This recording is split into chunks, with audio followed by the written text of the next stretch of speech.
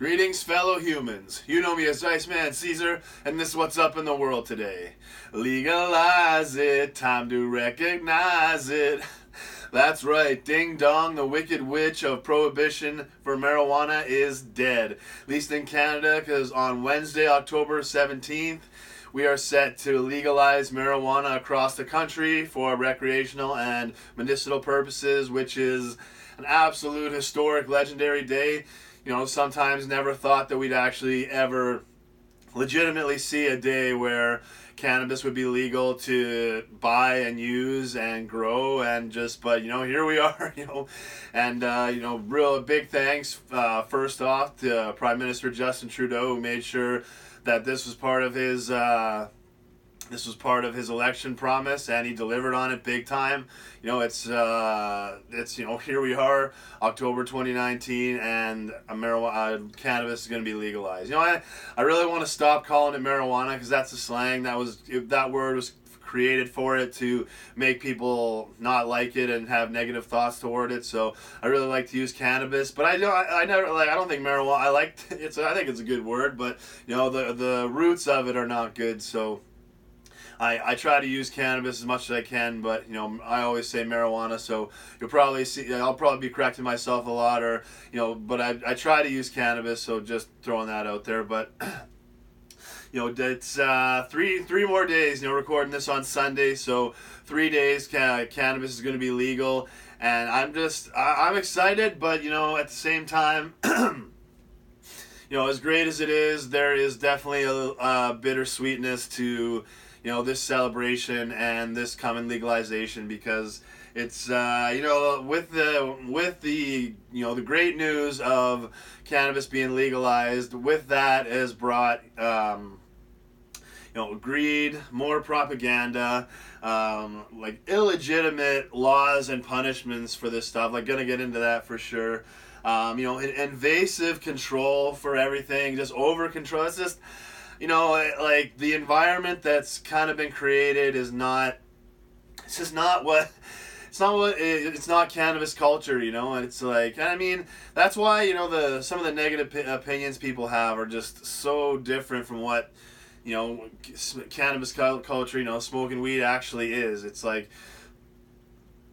excuse me, people see it as this negative thing, but it's really like a fellowship. My advice to kids that don't have friends or bullied or whatever, it's like, man, start smoking weed, because you'll always find someone to share in that, or it's a fellowship. It's there's just when you're smoking cannabis, it's it gives you positive emotions, not negative. So you come together, and it's it's just a great thing. But people, the negative things people say about it, it's just like, it just doesn't. And I started that way, okay? I'm one of those people that, in my early teen, like when I was in my teenage years for sure, even into early adulthood, I was 100% gung-ho against cannabis, thought it was evil, thought if you smoked it, you were like a bad drug addict, I thought it was bad, I thought everything that everybody else did. I started there. But then, I just kind of, as I got older in life and, did more research, I realized that things were, the opinions that I had were not adding up with the facts. So I was like, okay, I figured, I was at a point in time where, I was thankfully, wasn't just holding on to my opinion, even though I was wrong. I was like, okay, if I'm wrong here, like I gotta see for myself. So I did the research to make sure it was safe and everything like that. So but I smoked, like, first time I ever smoked it, didn't really feel funny or anything, just felt weird. I just kind of felt like, it was just, I think my body was just kind of opening up the attachments, and just, that was just kind of the first initial, like, whoa, like, what's going on? But the second time, I was drunk, so I immediately passed out. But after that, I was not going to do it again, because it did not do what everybody said, it did, like, make things funny or make you laugh like crazy or anything like that. Didn't even do anything close like that for me, so never was going to do it again. But my cousin Dan, who just got married in a legendary wedding, but when he found out that I was smoking weed, because like I say, I was super against it. I was the So when people found out that I had smoked and tried weed, it was like a reaction of, "You smoke weed, you son of a, how much crap did you give us, and now you're smoking." So like pretty much everybody that knew me while I was growing up had that reaction when they found out that I was smoking weed now. So it was with Dan too. But when he found out, he's like, okay, like, and I told him, but I was like, I'm not doing it anymore. Like, didn't really do anything for me. He's like, that's not happening. Like, me and you are getting high one time at least, and you're gonna have a good time. I know you will. And sure enough, he came in, and we smoked a bowl, came inside, put on Super Troopers, and I'd never laughed that hard in my entire life. And the rest is history from there. But it was, it's just, cannabis culture is just, it is that, man. It's getting together with people and laughing, talking about, philosophy and, like, the world and how things work and spirituality. Like, man, I can't tell you how much, smoking weed has helped open up my mind, to help me learn and grow. And that's, people think it makes you stupid. No, it can make you smart. It's just, it makes you whatever you want to be. Like, if you want to be a lazy bum that doesn't do anything, then that's what you'll be. If you want to be someone that's smart, that is always looking for information and is learning and is constantly growing their mind, that's what it'll do for you. It's just whatever you want to do, it'll help you do that. So, but with it, it's just brought the opposite kind. It's just a lot of greed. Like I said, more propaganda. And then just these crazy laws and punishments for the driving and stuff. But definitely gonna get into that. So, but it's like I'm just reading so many stories of people and companies that have been working in the cannabis industry for years already on the medicinal side, and in places where it's been legal. And or like an area like in BC where you've been able to have like dispensaries open before October 17th. So but like these people that have been in the industry for years, and they know what they're doing, they have the experience, they have the context, they're being completely brushed to the side, and their opinions are being ignored. Basically their applications are being ignored, and they're not being given, respect for the years and the experience that they have in the industry. So it's like, these are the people that should be, at the forefront of this. They should be helping a lot of these companies run, if not running them on their own. And it's, these are the people that have been, grinding away. They know what they're doing. They've been there, and they put in the time and the effort. So, they deserve to reap some of the benefits of the fruits of their labor. But, that's not the case. These big companies are coming in. They see the profits, and they're trying to just, swoop in and dominate the big cut of the profits, because the cannabis industry is going to be a hugely profitable. I mean, I don't think people have any idea of the heights that it can go. And when it gets to those highs, it's not going to come back down. It's going to stay at those highs. I mean, okay, I'm sure it'll have a peak and then come down a little bit, but it's going to stay at a level where people are just blown away, because when cannabis gets ingrained into our normal society, the way we are, the way alcohol is, it is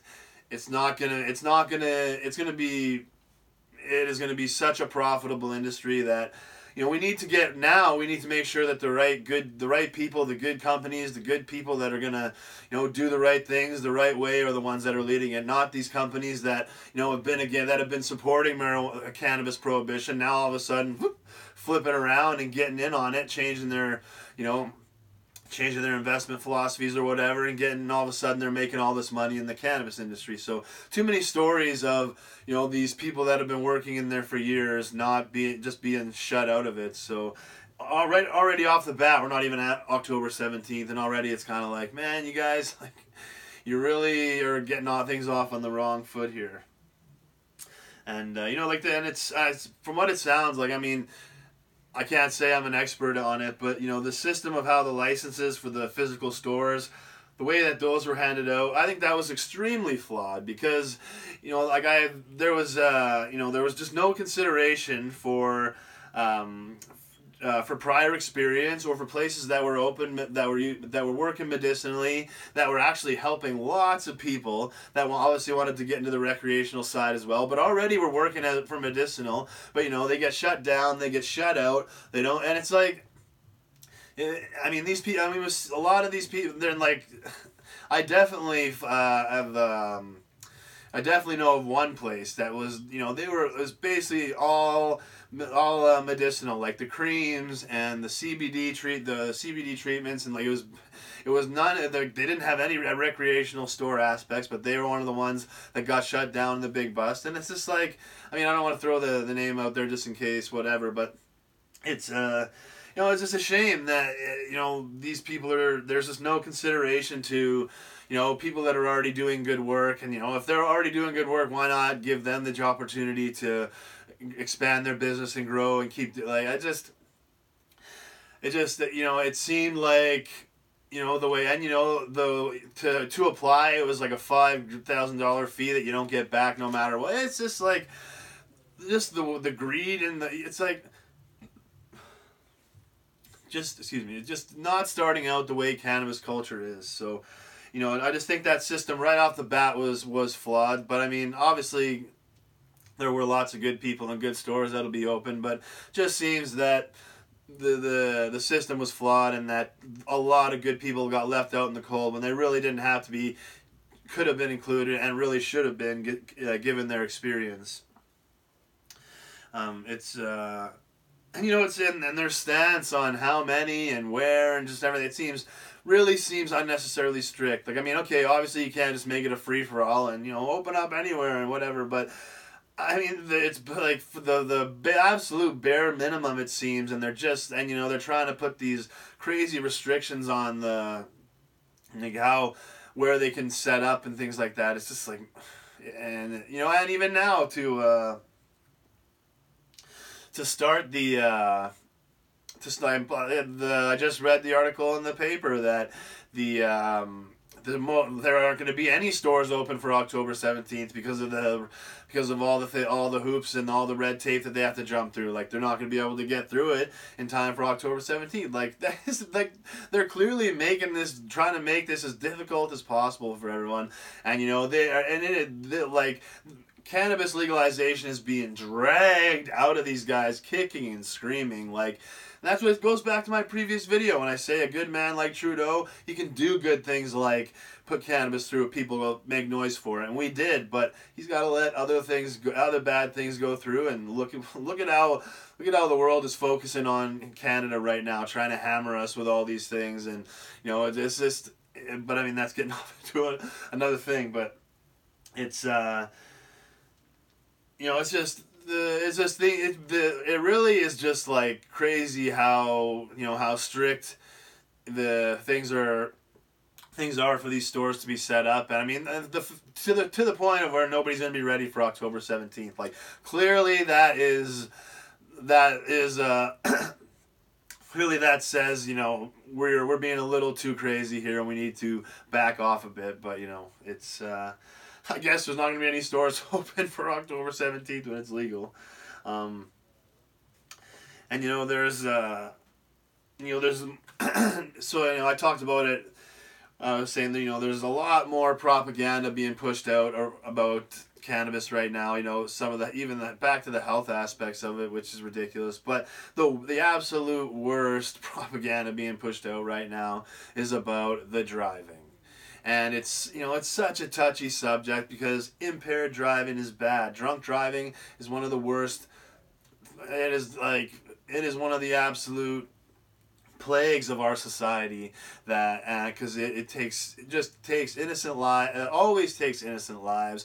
Seems like always the good people are the victims of it, and the drunk driver always survives, man. It's just like, and not that you want people to die, but it's just like, and so many times, you're doing the right thing and somebody else is drunk off their ass and, runs a red light or stop sign, and you're doing the right thing. You can't, there's no reaction time. There's nothing you can do. So it's like, impaired driving is awful, but that's drunk driving. But now they're just lumping cannabis in with it, and it's wrong, because bottom line, cannabis does not impair your ability to drive. That's the bottom line. I will debate and go with anybody on that, because it's true. And it's the fact that cannabis is being lumped in with alcohol like that is just, it's wrong, and it is just completely false. There's nothing to back it up, but it's being done. And it's like, that's the scary thing about it. It is just being pushed through no matter what. And there's nothing behind it to push it through. There's no studies been done. There's no tests. There's no official things that people can say, like, okay, we did 100 drivers, 100 cars that smoked this much weed, this amount of time before driving, and this is how they did in the driving test. Like, there's none of that. There was none of that. It's just, oh, it's cannabis, so it's you're high. So, the words high, like, and impaired, like, those are buzzwords that click off things in people. I know psychology. I know human psychology. It's and that I know, and I studied for advertising. I tried myself when I was going to trying to prepare myself to go into it. Never got the chance to do it, to go into it at the university college level. But I did my own studying, and I read, and that's why they use buzzwords like that, because we're ingrained to react a certain way to them. So that's why they impaired, like bad means, brings death and innocent lives lost and drunk driving. So you put cannabis with impaired, boom, you connect all that. And although that's why people are, that's why people are allowing it to happen with no tests or studies done. That word impaired is there, so boom. And then that word high, when it's a high off cannabis is not the same as a high off of another man-made drug. I've never done any other man-made drugs, so I guess I'm not in a position to say. But but the way people react, you can just tell. But it's, and I've heard from people that have done both that obviously it's not even close to the same thing. But I'm sure people will argue that it is. So it's.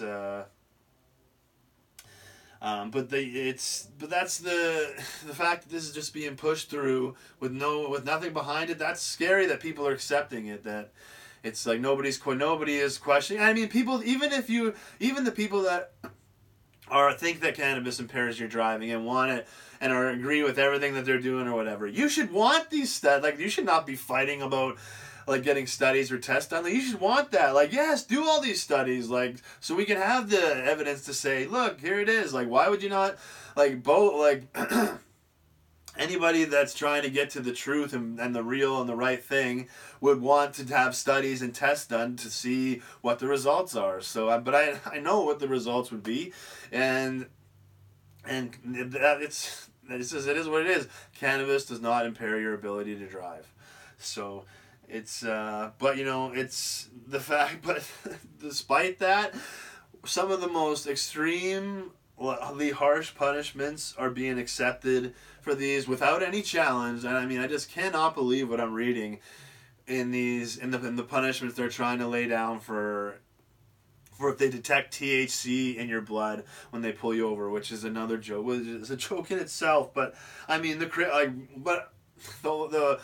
the one that really took me aback was Manitoba. What these guys are doing with the laws that I read or the punishments I read is just sick, man. It is sick. The first offense, they're trying to say 1 year suspension of the license, $1,000 fine, a possible 18-month imprisonment.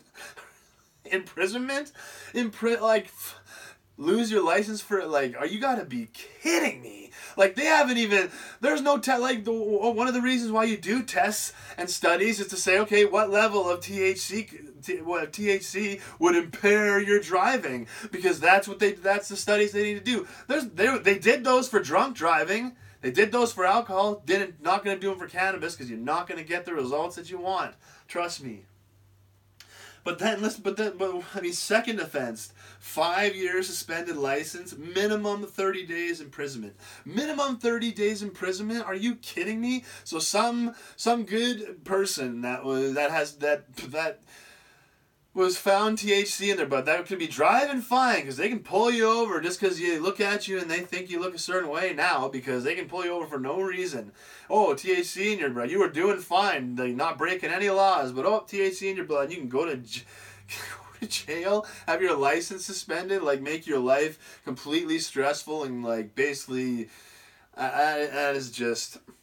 This is sick. This is like sick what they're doing, and but considering who who the premier of Manitoba is, this palace, their government, considering what they have done, like this is not a surprise that they are attacking cannabis users so this like extremely, and they are going so far over the top with their punishments. Because I mean, you look at the Palliser government. They got like they say. Well, even I remember like about a year and a half ago, they were saying, "Oh, we need much more time to be able to get ready for cannabis legalization. Like we need way blah blah blah blah blah." Yet when they got power, they immediately got into closed the hospital in Winnipeg. When everybody on the front line, the nurses, the doctors, the ambulance staff, were begging them, don't. You're gonna overload the other hospitals and places, but do you think they care?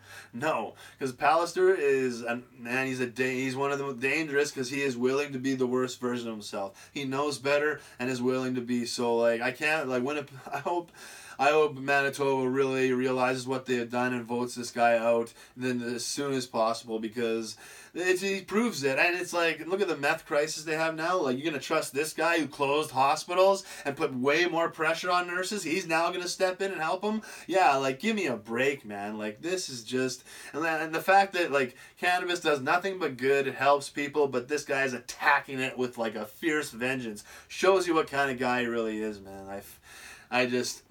I feel for all the good people in Manitoba that have to be stuck with this guy as premier because it is just, I mean, but it's sick what they're doing, but it's not, it's not just that, like, Manitoba's the worst, but I mean, Quebec, you like look what they're, you look at how they're attacking cannabis almost as fierce. I forgot I didn't write down their specifics, but the fine, suspension, and seizures of vehicles and I mean. BC, Alberta, they're ridiculously harsh. It's just, I mean, Saskatchewan is penalties are still ridiculous, but they're probably the kind of easiest, thank God, because I mean, this is just insane what they're able to do now. But it's I mean, it's you got it's with everything, with all the good stuff that Trudeau has been doing, in Canada the branch of Satan and his Illuminati that kind of has been controlling Canada is that old world order that I talked about in my previous video, the Pope John Paul I Part 1. When I broke down the Satan and his Illuminati structure, that could like Canada's basically like connected to that old world order one, and that's like, excuse me. So obviously that's where the big French and English thing in Canada. That's like the French branch of it, and the English branch. And that's where the West and East, the big divide. That's why in Canada there's always been a big West versus East thing because it's just, but it's. But that these guys are not happy with the good stuff Trudeau's doing, so they're attacking cannabis and they're trying to make it. They're trying to ruin cannabis users' lives. It's like, I mean, and it's for people. And there's nothing behind it. It does not impair your driving, but they have nothing behind it that can say it does. All they can do is just say, "Oh, it's getting high, so yeah, it is. So yeah, it's impaired. Yeah, there's no."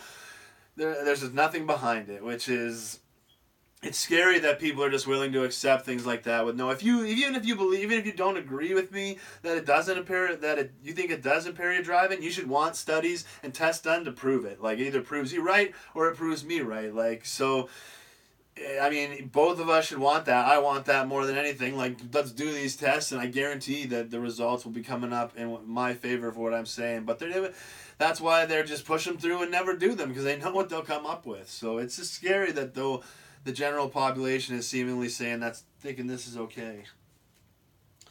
And really, it's clear that one of the plans with allowing this cannabis legalization to go through is to create more opportunities for us to have THC in our system, and then just attack us relentlessly at all. So now, there's no established guidelines of how much THC impairs your driving. It doesn't, but they've never said how much it does. So now it's basically just a free for all. Like, they find THC in your saliva or like blood. Are you kidding me? They're gonna take blood samples from people. Like, this is disgusting. Like, what kind of a society do we like? This is why generations of my family fought in wars to build a society like this. I don't fucking think so. Like, this is disgusting. What the like. But you see, they know. They know that cannabis does not impair your ability to drive. And how do they know? Because that's why they created the laws, so that they can just pull you over they don't need a reason to pull you over anymore. They just can. And so basically, like, they can just look at you. If you look like a pothead, boom, pull you over, test you. If you got THC, if they give with their little whatever ridiculous bullshit machines they come up with, if they get THC in you, you're done. And look at these ridiculous punishments that they're doing. Like, you could be driving absolutely perfectly, shoulder checking, using your signal, you're not gunning it through yellow lights, stopping where you're supposed to, making proper stops. You could be doing fine, but you look like a pothead to a cop driving by. Woo! Oh, he dreams up something. Oh, hey, yeah, I kind of smell. Oh, yeah, there's a little faint odor of weed in here. Yeah, like, put your little give me to get your saliva. Then all of a sudden this guy's done. Maybe he's got could be a great family man that pays his bills and takes care of his family. But doesn't really matter, because now they don't need a reason. They can just pull you over, and so they know that cannabis doesn't impair your ability to drive, because that's why they're creating these laws, so they can attack people without people having to break the law, or without their driving being affected. Like, this is like, how could people be accepting of this, man? How could people not being like, this is too much? Like, you can't just be like, people have to give you a reason to pull them over. Like, if they're not breaking the law, if they're not driving erratically, there's nothing like. You have no reason to pull them over, like, until they give you a reason that you should not be able to. And this is just sick. And literally, they don't need a reason to pull you over and test you. Like, they're just there's no difference between that and the Nazi Gestapo checking for Jews. Like, they drive by, you look like a Jew, pull you over. Oh yeah, let's see your papers, let's see this and that. This is I just don't understand I don't even understand how the police officers could be okay with this. Like, you're being told to do this stuff. Like, you don't know that this is like a violation of what you're supposed to be doing, your job. This is like a violation of citizens' rights. Like, this is okay with you. Like, it's just crazy, man. And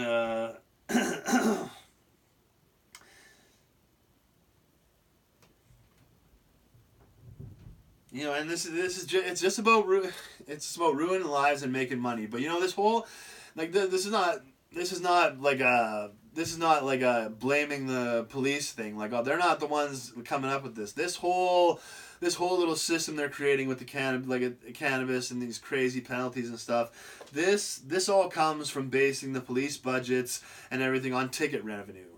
Like, I mean, the fact that police budgets and their salaries and everything are connected to the revenue they generate from tickets and everything in the city is not right, and it should not. That is such a bad system that it's crazy, because the goal of a police officer should be to create a city where people do not cross the line and break the law, so that and it should be to create a city where you don't have to write any tickets, because people are good drivers and people are respectable with each other, and excuse me, and people don't speed outlandishly, and people don't like that should be the goal. of a police officer versus now where the goal is to figure out a way to give out as many tickets as possible. Oh, when it comes to the end of the month, we got to like cook up ways to get people to, I mean, it's just like, and it's like, not writing tickets and or not getting fines is looked at as a bad thing. It's like that is just that is not a policing system. That is completely something else, and we need to change it. It needs to stop. Like police budgets and salaries need to be not based off of like revenue from tickets or anything like that. Like tickets should the goal of ticket revenue should be zero. Like you should not want any ticket revenue because but it shows you kind of what kind of how our society is built kind of around greed and funneling money into certain places and to only certain pockets. But it's we have to change that system because that's where it comes from. If the police budgets were not based on tickets or anything like that, then the incentive would not be there. Like they'd be trying to help educate people. They'd be trying to there would be easier to give people breaks. Because your budget or your whatever your salary doesn't depend on it. So it's like that system. It's the like the attacks they're making on cannabis are based out of that system of basing the police budgets and things off of ticket revenue. So that needs to change as soon as possible because it's not a police system. And really, I think and I think that we have to draw the line somewhere. I mean, we can't just be a free for all with cannabis and driving because a vehicle is a very dangerous object when it's moving, and when it's moving, obviously moving faster. But when that's what I mean. That's why it's like so frustrating for people that haven't used cannabis when they're saying, "Oh, you're gonna drive," and like when you smoke cannabis, you want to like cruise. You're cruising speed limit or a little bit under. Like you're listening to music. You're enjoying. You're just like you're enjoying the cruise. That's all I can say. It's like you're not like trying to speed demon or be crazy or anything like that. It's just such a difference from alcohol, and it's such a contrast from what people think. That's why it's so frustrating. But I do, I can't be a free for all. So for me, I think the law should be, no cannabis use while the vehicle is in motion or on. So, I mean, if you want a hot box, it has to be parked and off, obviously off the road. And, unfortunately, the days of, cruising around and smoking a joint or a bowl or whatever are over. And, as literally driving around, smoking my bowl and cruising around, literally probably saved my life, helped save my life during, my, basically most of my 20s when I was living in Winnipeg, because sometimes times were a little tough, but man, having that outlet, being able to just get in my car, and I wasted so much gas and put so many clicks on my old G6 when I was just getting in, smoking a bowl and just cruising around the city, listening to tunes, thinking, singing, just dreaming. It's like it was so I would definitely miss that. But if we need to make a concession somewhere, we have to make a compromise somewhere. So that's where I would be, willing to draw the line, no cannabis use while the vehicle is in motion or on. So it's you can still hotbox. It's just the days of driving around, while passing around a joint would unfortunately be over. Which is I'd miss them, but we gotta be big boys. We gotta be men and be able to say okay, we're getting all this, so we can deal with we can deal with being responsible and not doing that. So, but that's what I think. Obviously, really far from that considering what they're trying to do. But it's but even the punishments for even the punishments if you didn't to say okay, no cannabis use while the vehicle's in motion or on, the punishments need to be saying it ridiculously less severe is not even cutting it, but they need to be just nowhere near what they're trying to do now. It's but I think we can reach I think it would be that would be a cool okay compromise. But we're obviously very far from that, but it's absolutely insane to me what they're trying to do with these drive-in laws. And and so moving on to, I mean, the control of the physical stores and the products, that is still really concerning, because they seem to be only allowing a handful of groups to monopolize the entire industry about growing, then about about operating the physical stores, and about distribution. So it's like, it just seems like a handful of groups and companies are being able to dominate and monopolize the profits, which is not what the cannabis culture is. It's not what it's supposed to be about. It's it's family, it's sharing, it's everybody together, and it's giving respect to the people that have put in the work and the time and the energy. So it's not really good to where it's starting off, I don't think. We need to just open up the process more. I mean, like I say, like once cannabis gets ingrained into our culture, it's just going to explode as an industry. So there's so much more room and opportunity. But I mean, as it grows and gets bigger, we need to start giving the respect to the people that have already been putting in the work and putting their energy into it, because they know what they're doing and they deserve it, and they're the ones that are going to help put the best version of cannabis culture out there, and get the best cannabis products out there, which is only going to help the industry grow and get to a level where we all know it can get to. So, and it's going to create jobs, it's going to create happiness amongst people, it's going to just create so much good stuff. So, it's worth it to try and work to get there, and we just need to give more respect to these people that have been there on the ground roots, on the ground level since day one. And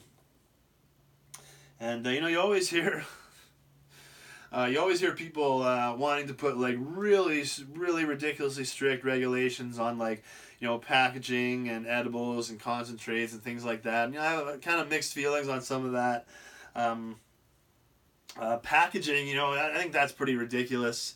They want, it's like, only bland, like dull colors, no imagery, no coloring, no anything like that. It's like, that is ridiculous. Because, I mean, considering the alcohol industry and the sugar and the snacks in the fast food industry, like, considering what they're allowed to do with the coloring and the imagery and the targeting of children and things like that, like direct targeting, like, cannabis products are targeting to adults who are still, everyone's a kid at heart, but some of us are more tapped into that than others. But that's what, those of us that are into that kind of cool stuff, like, that's who they're targeting. They're not targeting kids. So it's like, the fact that they're going crazy about these strict regulations on packaging is just like, okay, like, you need to pump the brakes. I mean, as long as they're not specifically targeting kids, like, it's, and trying to keep it out of the sight and reach of kids, not putting it in, like incentive or anything like that. I mean, where kids can get it, like dispensaries should be where like the imagery and the that kind of packaging should be. So I mean, but some of the regulations people want in them are just just getting ridiculous. Now, edibles, I am both in the ridiculous and acceptable for regulations, because we shouldn't be trying to make kids interested, so that I get where they say, making marijuana, like cannabis gummies and candy and things like that is like, oh, they're making kids want them. It's like, man, but adults love candy, adults love gummies and stuff, so that's why they're not targeting kids. It's just like, everyone loves candy, so it's like, but, so that's where, but it's tough. So I don't think that, I don't know, cannabis users just need to be more responsible into making sure that you're not flaunting this around kids. Like, if you're going to have candy edibles, don't do it while they're around. Don't store it where they can see it, hopefully. And, they should only be sold in dispensaries where kids can't go in, obviously. But, I don't think we should not have access to candy edibles just because kids also like candy. So it's just if everyone's responsible about it and tries to take the proper steps to making sure it's not targeted or exposed to kids, I don't think there's anything wrong with with having them out there. And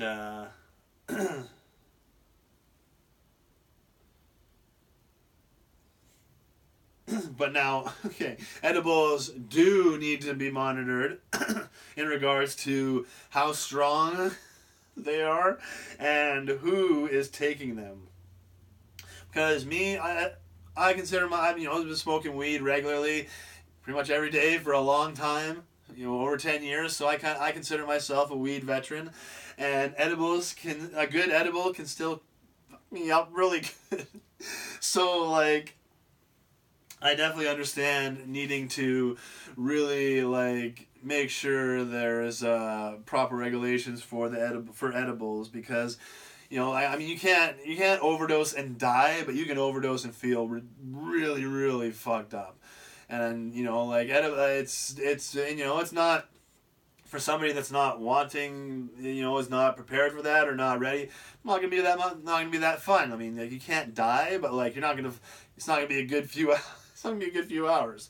So so that's why people need to be, edibles need to be monitored, and that's why I say how strong, but who's buying them too. Like, I don't think edibles should just be sold willy-nilly to anyone. It's like, okay, how long have you been smoking? Do you smoke every day? How much? I believe those questions should be asked to everybody that, first time they buy edibles. Once you've seen someone, I guess, then it's good, but like, because if somebody's is a pretty new smoker, like, they need like really really mild edibles, because a really good edible will kick their ass so good. Excuse me.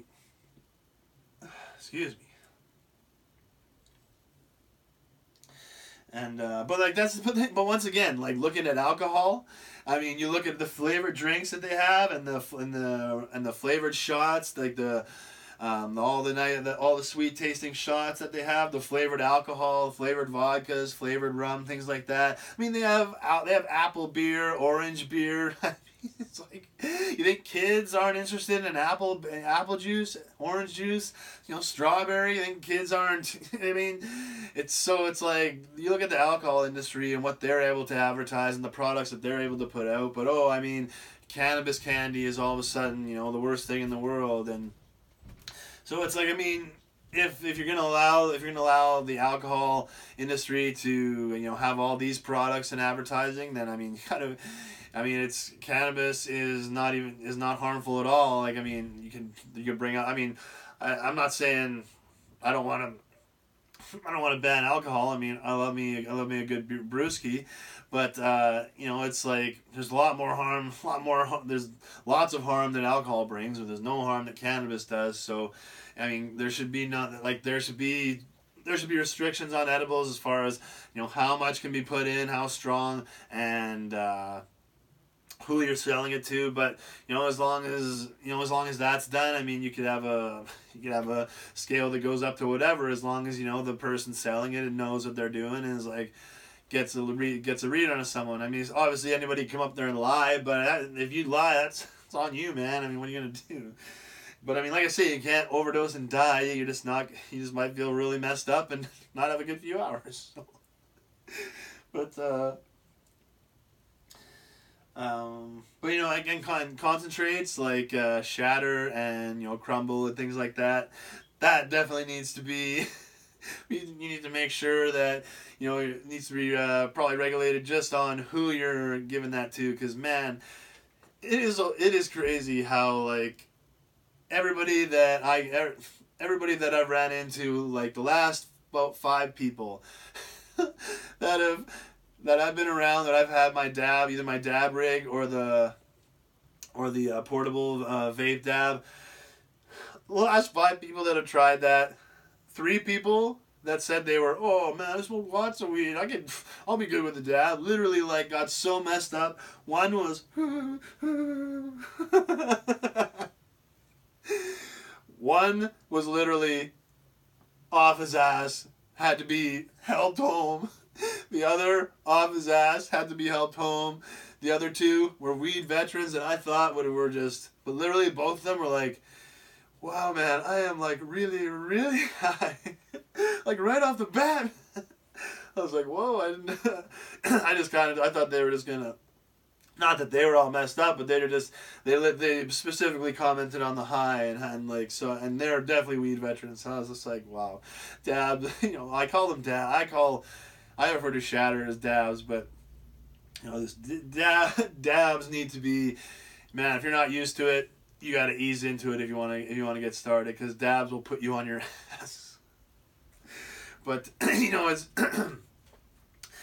you need some regulations, but like not even close to as strict, and they really need to pump the brakes on a lot of the restrictions that they're trying to impose on all this stuff.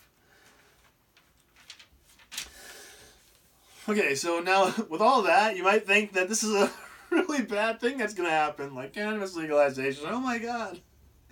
But no, this is an absolutely great thing. So enough with the negativity, enough with the bad news, the negative talk. It is time to celebrate the good. Celebrate this great thing, the good news that our Mary Jane cannabis is becoming legal, and we are about to take big steps forward towards building the best version of this world. And trust me, cannabis is a huge part of the best version of this world. It needs to be ingrained in the culture, and Canada right now is the leader of the free world, so it is crucial that we are doing things like legalizing cannabis and putting it out there the right way. So the fact with cannabis users got to be responsible, and we got to rock and roll in the right way. But man, I know we will, because that's what cannabis does.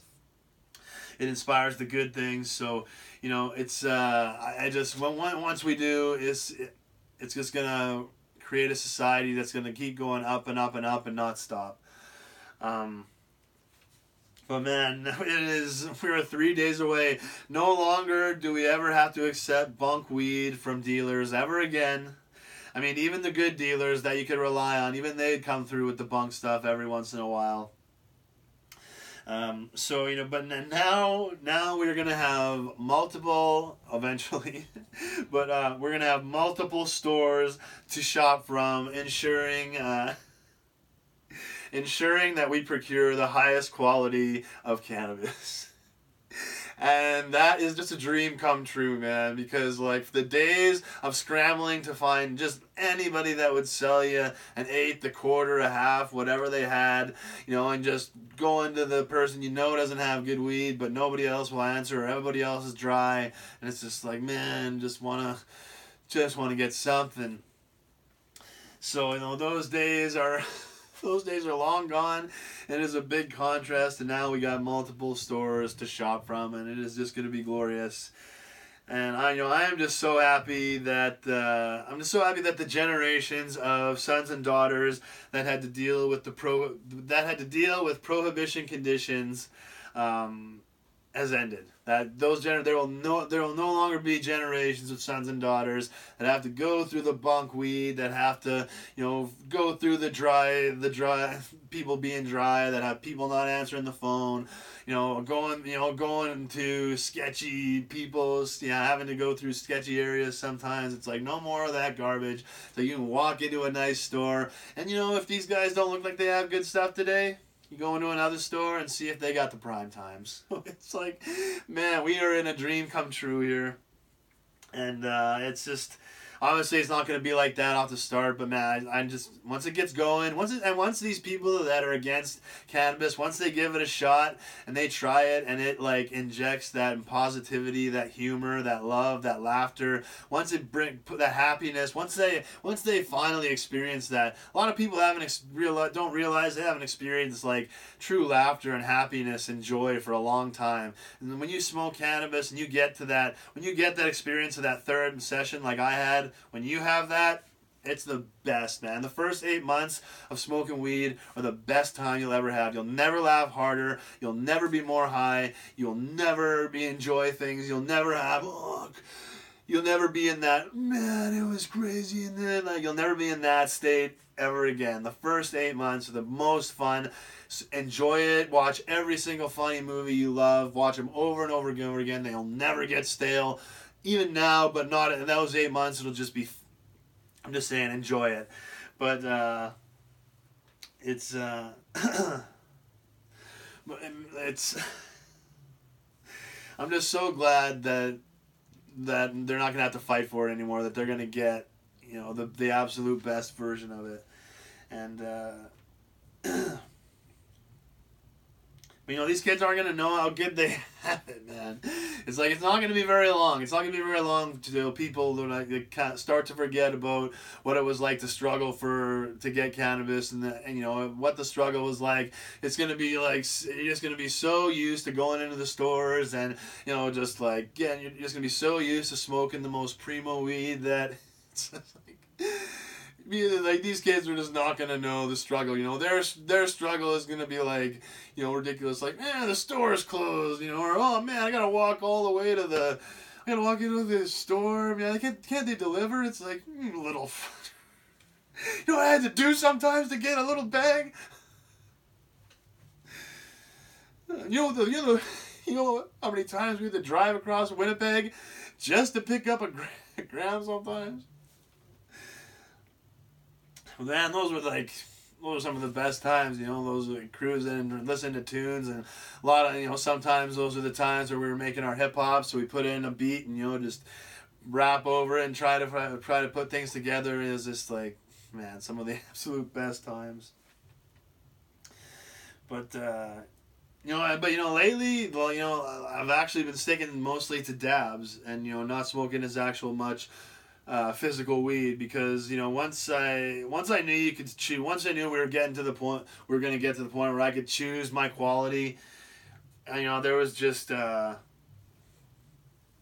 way I could go back to buying a sight unseen, because me, you know, I would just, the times where you'd get that prime time weed were just the best. But man, I just like was so sick to getting weed. I mean, I gotta say, we were really lucky to have really good dealers here that really they gave us really good weed. But man, I have a favorite type of weed. I don't know, like, I hate names for it. It's like, to me, it's like Pineapple Express is the cannabis culture. It's like, there's probably like 4 or 5 legitimate real names for strains, and it's like, but they all have 500. It's like, cannabis is like boxing, man, when it comes to these names for strains. It's like, oh, it's this one. I have no idea.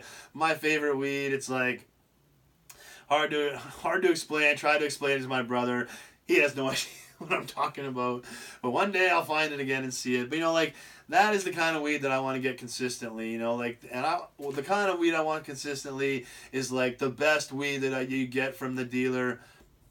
Like, that's what I want the consistent minimum to be, you know, like the days of this, like, really okay and really good weed should be like long gone. Now you have the freedom to grow the absolute best in the best conditions, the best seeds, and I mean, there's no excuse for these stores not to be just pumping with with just the most citrusy, like, man, I can't wait.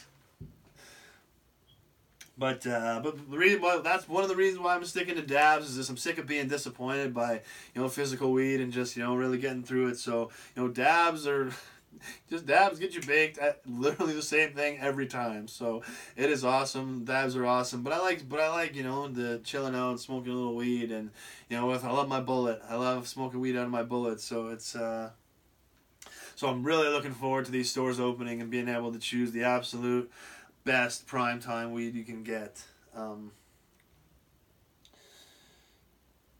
But, you know, but this is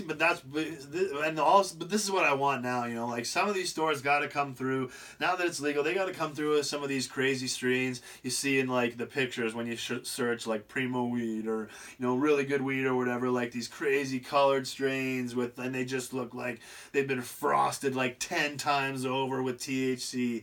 It's like, this is the kind of weed that I want, man. Like, this is the kind of stuff that should be coming through now. Like, I mean, like, there needs to, it's just I got really high expectations for this, because there's no excuse now. Like, you can just grow the best weed, the best seeds, in the best conditions, and it should grow the absolute best up. You should be able to grow all this weed that we see in the pictures. So it's like, I am really excited. I really hope that that's what these companies are getting set to deliver, because I think that's what most veteran cannabis users are expecting.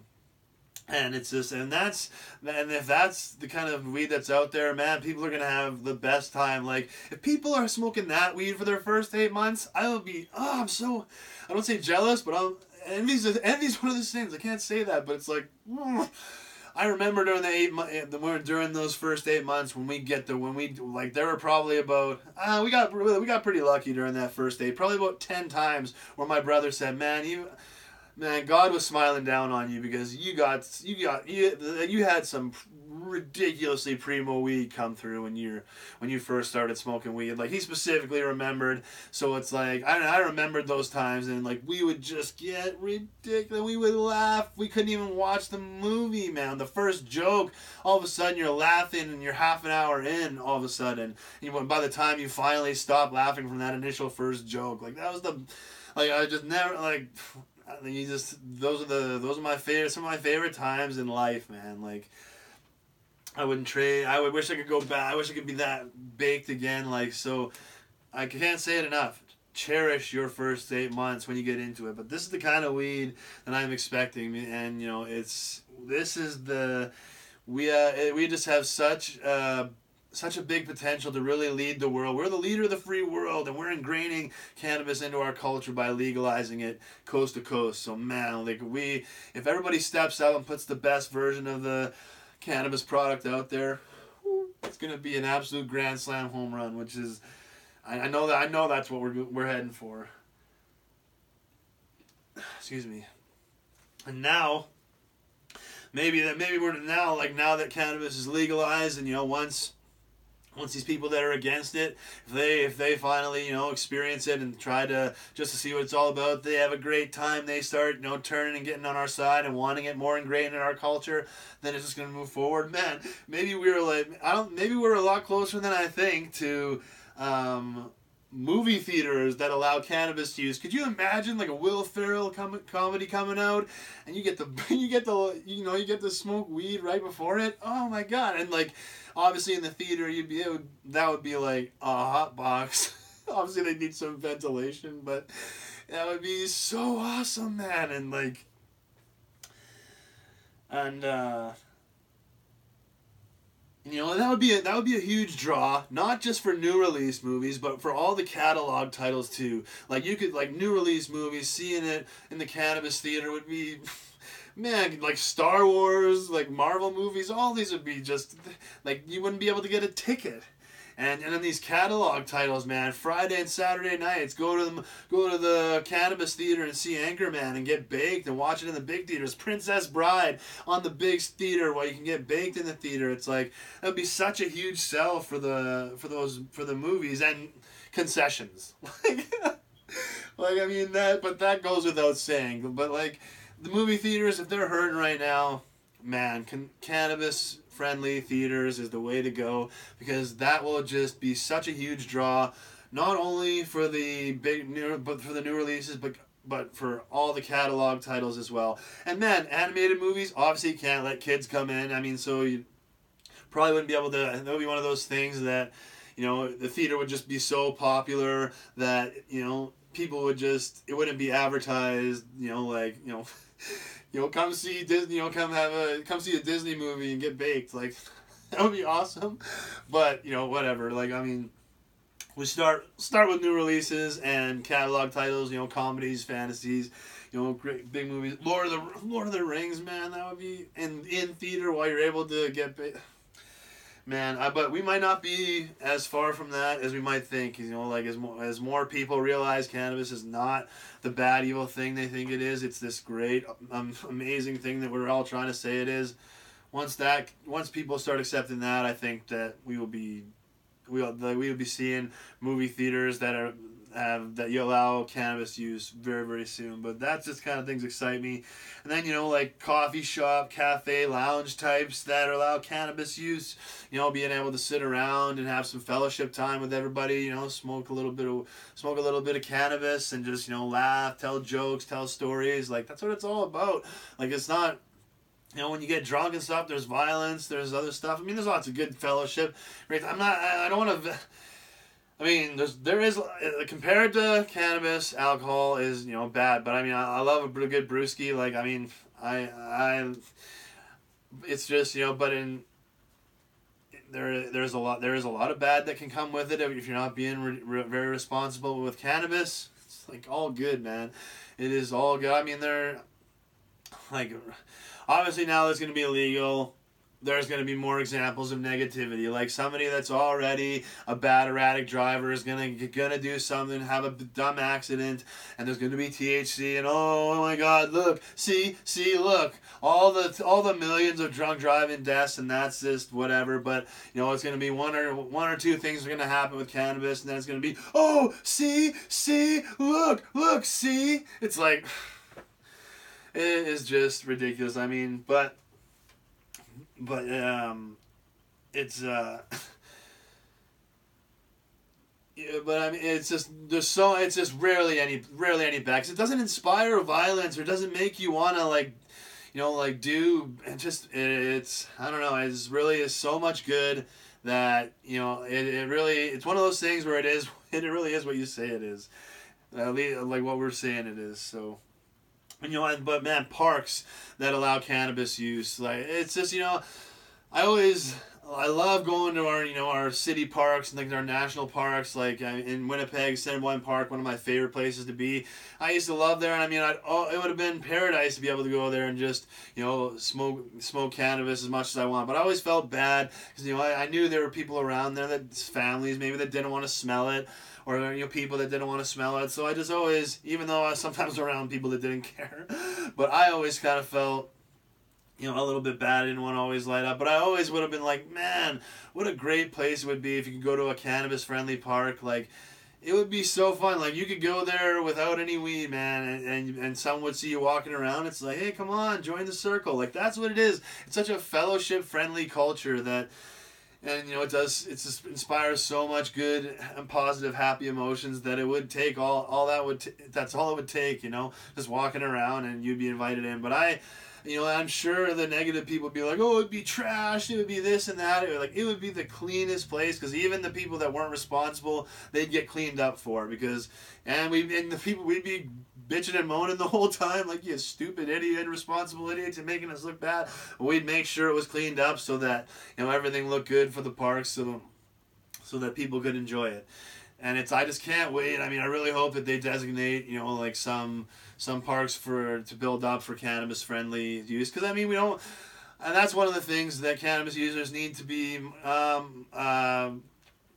aware of, and we can't just force cannabis use on everybody. Not everyone's gonna want to, and I mean, we can't just all of a sudden be doing it everywhere and not caring about who's around and not caring about who it affects. I mean, if we're in a cannabis friendly place is one thing, but gotta be mindful. You gotta be respectful. You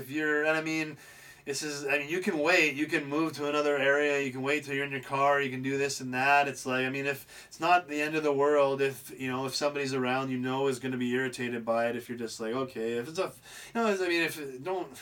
we don't be bringing it to families, or if somebody is polite enough to say, excuse me, we'd appreciate it if something, that's what cannabis, nobody's going to be like, F you, man. I'm sure, like I say, nobody's perfect. There's no 100% rule where everyone's going to do everything. There's going to be bad apples that would tell you, but 99% of cannabis users would be like, oh, I'm sorry, okay, we'll put it out, or we'll move somewhere else, sorry for bothering you. So, but we do need to be respectful and mindful of that. But I mean, I can't wait until we have movie theaters and cafes and lounges and and pool halls, and I don't especially the old cafe we used to go to, and excuse me, right out of high school, and they used to have a Scrabble board. Those coffee shops, coffee houses are going to have a big boom in business from cannabis. This is going to bring the fellowship back. It's going to bring that fellowship time. It's going to bring the people back together. And, when you can come and get into an environment like a cafe, coffee shop type thing, smoke some cannabis, or have some dabs, or have an edible cookie, whatever. Have a good time. It's just... it's going to be a boom. That's why I say, when cannabis gets ingrained into our society and culture, it's just going to be such a boom, and it's going to really help us build the best version of it. But man, the world we have been dreaming of is here, people. Like, I mean, it has been talked about in circles, and man, what would happen if cannabis was legal, and how, you know, all these things that were talked about and dreamed about. It's at our doorstep. We're right here. It's about to become reality, and I am just so excited. I can't wait. Even though they're trying to put attacks on it and negativity and just the goodness, the positivity is gonna just smash through, and I'm just so excited for it. And I'm so excited for these people that have negative opinions about it and negativity in their lives. Cannabis is just gonna come in and just slash that all the way. It's just gonna crush that all the way. And when these people, and like the people that are stressed, and you know, they turn to alcohol, they turn to pills, they turn to whatever. Once these people realize that cannabis is something they can turn to, that's not going to addict them, it's not going to overdose them, it's not going to, you know, it's something that you can grow on your own, so it's not going to it's not going to put you in debt, it's not going to, like, I mean, it's something that's going to bring you happy, good emotions, it's not going to make you violent, it's not going to make you, it's going to, like, once people get that, and all of a sudden, where negativity was in their lives, all of a sudden there's positivity. They're laughing with their wife. They're laughing with their kids. They're all of a sudden things don't bother them as much anymore. Or they don't get mad. Or when they were mad about something, smoke some weed, and now they're not mad anymore. Like that's what cannabis does. So it's and you know, but it's so opposite from the negative things that people try to put on it. You know, like really what cannabis users do, like what it does, you know, this makes people dream and wonder, create, laugh, love. Like I can't tell you how I said before how much it's helped me create things in my life, and how much it's helped me think about things and really help balance me out in a way. You know, like it's just done so much for me and so many positive things that. It's just, man, when I think about how I used to be and how the lectures I used to give people and the things I used to say to people that were smoking weed, I just want to crawl out of my skin when I think about that. But whatever, you know, we all have to be wrong about something sometimes, and you know, to be the best version of yourself, you got to be able to look at yourself sometimes and say, I was wrong, and I got to fix that. I got to do what's right. I got to, you know, have the right opinion, and that's the right opinion is that cannabis is a great thing. It's something that you should have in your life, but you shouldn't force it in there if you don't want it. You know, you can bring it in at your own speed or whatever, and you know, it doesn't impair your driving. It just does only great things for you. So it's you know, like I say, it's such a contrast to the anti-cannabis stuff that it's like. That's why it's so maddening sometimes, because it's just such a difference. But you know, it really is God's gift. You know, and I believe in you know, in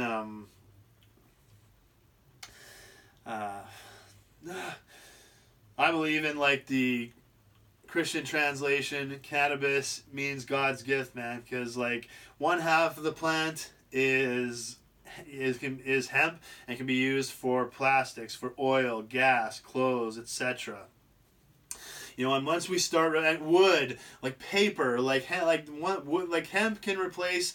We don't have to cut down trees. We don't have to pound the ground and destroy the oceans and destroy rivers and lakes, and we don't have to do all that on the mass scale we do if we just start using hemp for things like that. And I mean, our plastic problem, big part of that would be solved by going to hemp. But you know, we move into hemp products, and it just shows a new way of thinking, a line of thinking, and we have to start moving there, because I mean, the climate is going to change no matter what, but we can make it worse and we can make it faster, and that's what we're doing. And we need to turn things. It's not too late. It's not too late to turn things around. We got to start addressing it now, so that we can the turnaround we can turn it around as close to as back on track as possible. And you know, this current climate of being able to live in all over the globe as a society it can last for such a long time, but we can't piss it away by doing what we're doing now and allowing these scumbags that are in control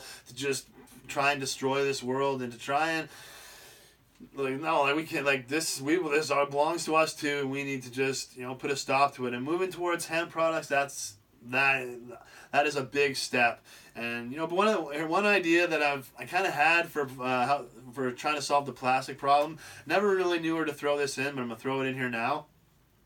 Is like, you know, I always thought with the plastic, it's like, could we not just bring all the plastic together and just melt it down, and like once it's melted into like that gooey liquid or whatever, form it into things that we can use in society, like really hard, thick plastic made of entirely of recycled plastic. Like just literally collect all of it, like from around the globe, bring it in and just like melt it down and just form hard recycled plastic into things that we can use in our society. One idea, like one of the problems we have in Canada, the prairies, is roads. Because of the freezing, unfreezing, just beats the crap out of them just because of the, you know, what the moisture and the water and the soil and eroding and things like that, and that's creating the potholes and everything.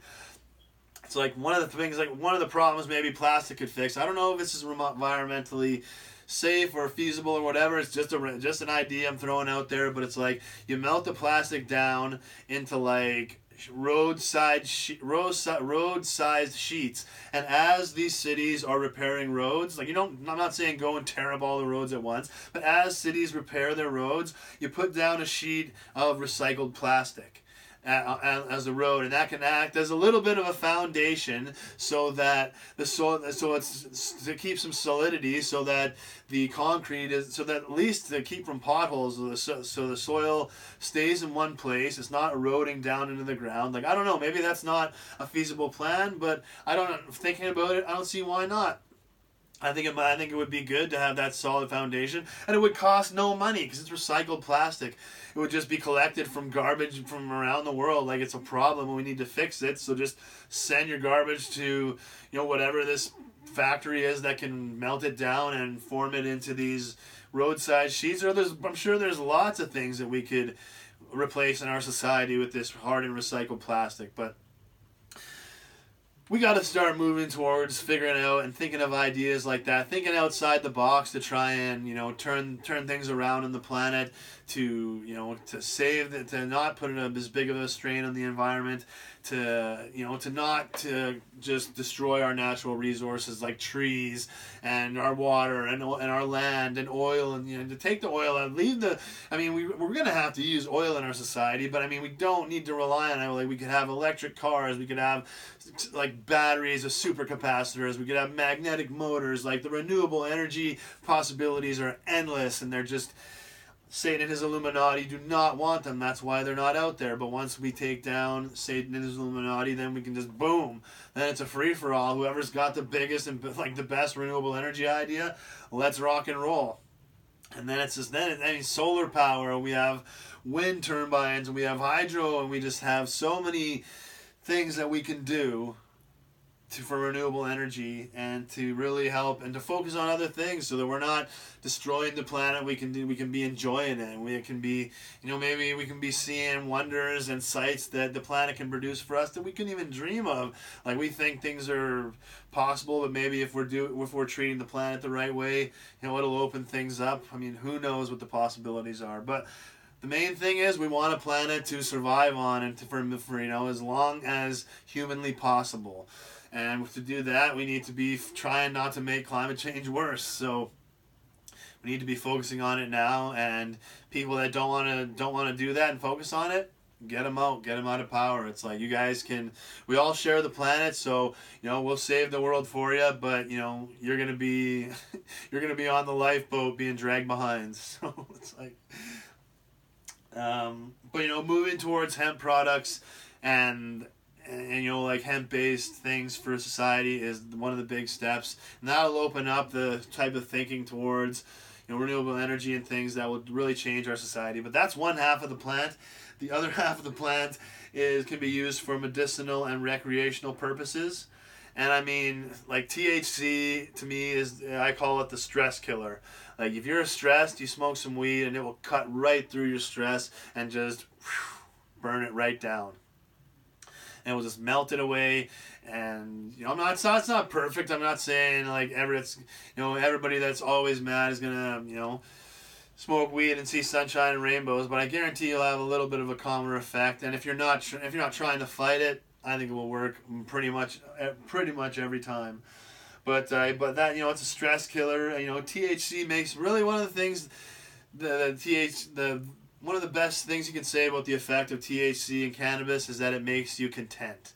Like, it makes you okay. That's why sometimes stoners can be losers or lazy losers or whatever, because it makes you know what, life's not so bad. I got a roof over my head, family loves me. Okay, maybe I'm not an NFL star, but I've got a job that makes me money. I can buy things. I can have food on the table. I'm playing a video game or whatever. It's like, life's not that bad. And that's why it can be bad sometimes, because your life is content. Maybe it doesn't make you move forward. But like I said before, it makes you do what you want to do. Like, like I lost 200 pounds after I started smoking weed. So I mean, I got motivated to go to college and graduate to become a massage therapist after I started smoking weed. So it's like, cannabis will do for you what you want it to do. If you want to be a lazy bum, you'll be content with being a lazy bum. If you want to chase your dreams, if you want to go higher, if you want to do things, if you want to whatever, it'll make you content to do that.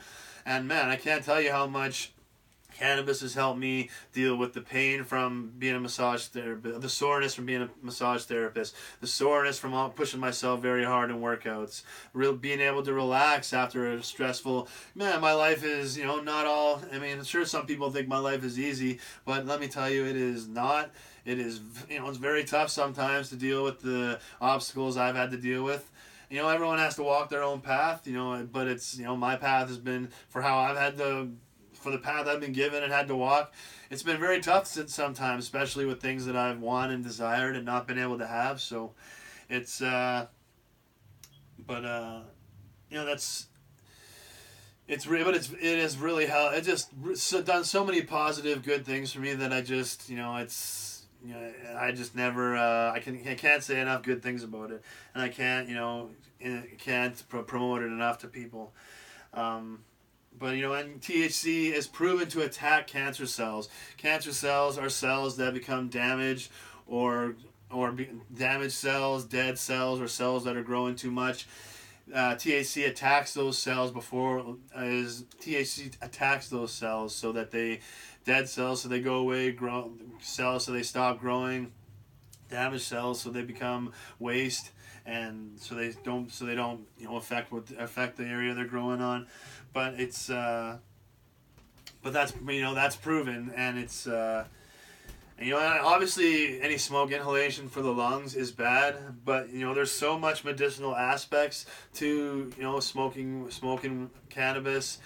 It doesn't have really much negative effects at all. I'm sure lots of people would challenge me on that, but my cardio has never been better since I've been smoking weed. It has not had any negative effect whatsoever on it. And I had asthma when I was a kid, so if you already have lung problems, then it's probably going to cause more. But but because of this, there's so much medicinal value in it that it's just the damage parts of the smoke inhalation are very, very minimal. Plus, you're only doing it like a handful of times per day, as opposed to a cigarette where you're doing it like over 100 times a day, like the inhale, exhale part of it. So, especially if you're doing like dabs or bowls. If you're smoking joints, whatever. And I know people that really pound the weed, so like if you do that, obviously you're gonna have a bit more issues. But if you just keep it to regular use, like a few times a day, you're not gonna the damage for the lungs is gonna be very, very minimal.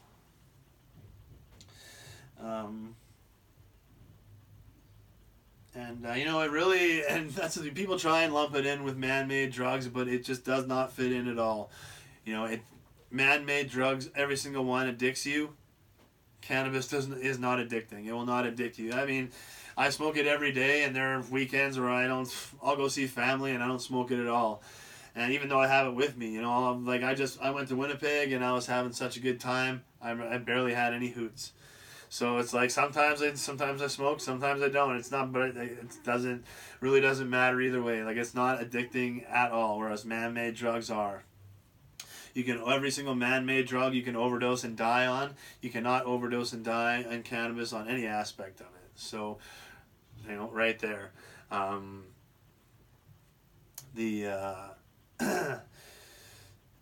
It's just, I mean, there's just those two things right there. I mean, those are the fact that you can't get addicted to it, and you're not going to overdose and die is like. I mean, you can go through the other positive and negative effects, but it's nothing like the man-made drugs they lump it in with. But the reason why they do, those drugs are so bad that it's about human psychology. As soon as we see that, all of a sudden we've connected that. Now cannabis is evil. It's bad. It's the same as all those other bad drugs. It's like people have no idea how big of a problem cocaine is in our society. Like, you have no idea how many people right now are regularly using cocaine. I think people would be floored and fall back on their asses if they realized how many people they knew around them were actually using it. People think it's normal. I think you can use it and just pick it up and put it down like it's nothing, like it's not damaging, like it's just a regular thing you can do. It's not addicting. It's just whatever. It's no big deal. Trust me, it is an absolute plague right now. It is destroying lives, and that is what needs to be focused on, not cannabis. I mean, cocaine and meth and heroin and opioids and things. That needs to be the focus, but obviously they're attacking the thing that doesn't hurt anyone, just only does good things. But you know, it's as we make it legal and more people experience it and realize it's not those negative things, things are going to change. And as Canada, as the leader of the free world, we are going to put out there and ingrain it in our culture and society and show the entire world how great things can be when you do that. And but you know, there is a reason why Satan has tried so hard throughout history to vilify cannabis and to destroy it and to try and get it out of our society and keep it away from us, because it does so many good things. It opens our minds. It opens our mind intelligently, spiritually. It just allows us to grow. It allows us to love. It does so many good things and no negative things, but that's why Satan wants it as far away, because it's God's gift. He wants to keep God's gift as far away from us as possible, because one half of it could help our society set up in a renewable energy, renewable resource type way, so that we're not destroying the world, we're not making climate change worse, and the other half of it, medicinal and recreational, so that people that could get sick are being helped. People that are stressed or just want to enjoy life more, are able to do that without having negative effects or being addicted to it. And I mean, it really is the best one of the best things you can do to prevent and treat cancer. So it's just, you know, that's why Satan has tried to keep it down and keep it vilified. But we're here, baby. It is 3 days away. Cannabis will be legalized Wednesday, October 17th. Obviously, as I said, it's going to take a little bit to get everything up and running, but not going to take long for things to really get going and get going good. It's been such a long run. I mean, a lot longer for a lot of other people. I was on the other side of it for a good chunk of my life. So, you know, there's a lot of people that have been fighting for it from day one. They've been waiting a long time to see this day, and I'm glad they're finally getting to it. So it has just been, you know, as much bad as I said, there's so much good that's going to come out of it. I just can't wait. And I'm just so excited. We're finally here. Marijuana's getting legalized. Like, this is crazy. But before I end the video, I just want to go through, I'm going to go through quickly and list my top 10 stoner comedies. I'm going to list my top 10 movies to watch while high, because I wanted to include as many movies as possible. And there is a difference between stoner comedies and movies to watch while high. Stoner comedies are only movies that have at least either a mention or a visual of marijuana, of cannabis in it. So, excuse me. And movies to watch while high are just strictly funny movies. Tried not to repeat any movies on both lists. Just one movie, but I had to. And then last, just going to finish it up with top 10 sequels to 10 movies from 10 funny stoner, or from the stoner funny movies that I want. So I'm just going to run through that quickly. Top 10 stoner comedies. Number 10, Friday. I'm gonna get you high today. Cause you ain't got no job and you ain't got shit to do. No, fuck, I fucked it up. No. I'm gonna get you high today. Cause it's Friday and you ain't got no job and you ain't got shit to do. Pretty sure I said that right. Oh, I can't believe I screwed that up the first time. But yes, Friday, absolute classic of a movie. You know, I gotta admit, I enjoy Next Friday better, but it's I gotta give love to the original Friday because man, you know, with Chris Tucker and Ice Cube, and it just that kicked the whole thing off. So you got to show love to the original. Number 9, Fast Times at Ridgemont High. Spicoli, man. Spicoli is an absolute stoner legend. It's too bad that Sean Penn has to be such a, I don't know, such a dick sometimes. It's like, so he can't even enjoy, can't even show the guy love for Spicoli, I don't think. It's like, probably looks at it with disdain that he played Spicoli. So that's a shame, but he is a legend no matter what. And that movie is awesome. It's, I think that's a movie that any generation can enjoy. So it is certainly, Spicoli needs to be on any list of stoner comedies. Number 8, Mallrats. I get to include anything with Jay and Silent Bob on it. Mallrats is probably my favorite out of all of them. Clerks really close up there. It might be Clerks, but Mallrats, I really enjoyed the whole story. It's really funny. So many great jokes in there, and it's just a really entertaining movie. And I was thinking, had to decide between that and Clerks, so I went with Mallrats. But you can't go wrong between Mallrats and Clerks. Number 7, Road Trip. Probably not a movie that lots of people don't have on there, but this Road Trip includes one of my favorite stoner characters, Ruben. Because, man, I relate to him so much with how he's, I can't die, man. Like, the world needs me. It's like, that's what I was telling my cousin when he was trying to tell me all this crazy stuff he wanted me to do. It's like, man, I can't be doing that. It's like, the world needs me. But it's like, he's one of my favorite stoner characters. That movie is one of the funniest comedies. And man, it's just a shame that Tom Green spends so much time on social media trying to promote that Freddy Got Fingered is not one of the biggest pieces of shit that was ever made in the entirety of film. It's like, Road Trip is the movie you should be focusing on putting out there and hanging your legacy on. Freddy Got Fingered should be wiped off the face of the planet. I don't care how many stupid idiots tweet Tom Green telling them that movie is good and they like it, and it's actually, no, it's garbage. It is. I would rather get my hour and a half back and just stare at this wall for an hour and a half. I would rather do that than have the memory watching that stupid piece of garbage. I am fired up about that movie, but man, Road Trip is the movie Tom Green should be pushing out there, and it is that's one of my favorite stoner characters, Ruben. But definitely check it out if you haven't seen it. But probably a movie that's not on a lot of stoner comedy lists. Number 6, another classic, generational classic that can be enjoyed by any generation, I think. Dazed and Confused. Man, it's such a great movie, and really it transcends stoner comedy lists. Like, this movie could be on a top 100 film list.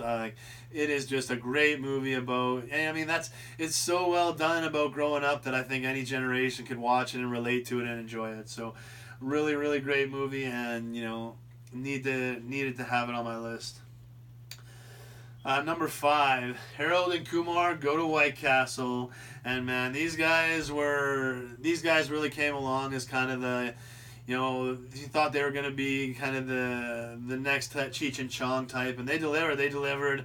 I think 2 movies and a Christmas special, maybe 3 movies, but Harold and Kumar, the first one is an absolute legendary classic up there. It's in the legend category for sure. I heard everything you said. And that movie is that movie is one of those that checks all the boxes.